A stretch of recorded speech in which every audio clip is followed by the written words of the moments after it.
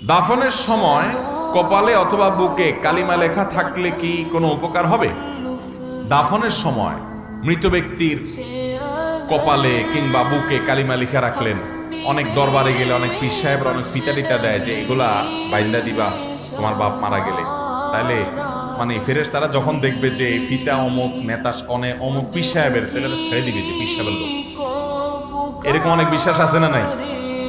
আমাদের দেশে সব জায়গায় তো এই টাইপের কাজ কাম চলে, মাস্তানি ছাড়া কিছু নেই। যে সিগন্যাল আছে এটা অমুক ভাইয়ের গাড়ি, তাহলে পুলিশ আর ওটা ধরে না, মামলা দেয় না, ওরে বাবারে এই গাড়ির মালিক অমুক ভাই, ছেড়ে দেয়, ঠিক না?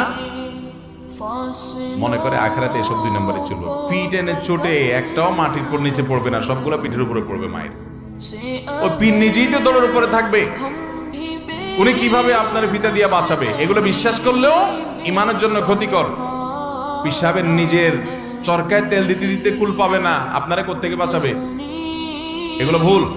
আর কপালে বা বুকে কালিমা লেখা লাভ নাই ভাই। কালিমা অন্তরে কলবে লিখতে হবে, ওইটার উপর আমল করতে হবে, তাওহীদ প্রতিষ্ঠা করতে হবে, তাহলে এমনি আপনি মাপ পাবেন।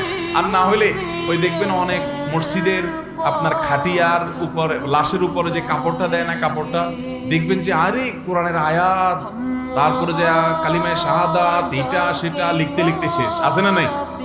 ও ভাই, এই লোকটা সারা জীবন কোরআন মতো যদি চলে থাকে, কোরআনের কথা যদি সে শুনে থাকে, কোরআন যদি তিলাওয়াত করে থাকে, তো আজকে কিছু দরকার নাই, কোরআন তার ভিতরে আছে, এটা তার উপকারী দিবে। আর যদি না থাকে তো গোটা কোরআনের কাগজ দিয়ে মোনায় দিলেও কোনো লাভ হবে, কারণ তার আমলটাই হলো আসল।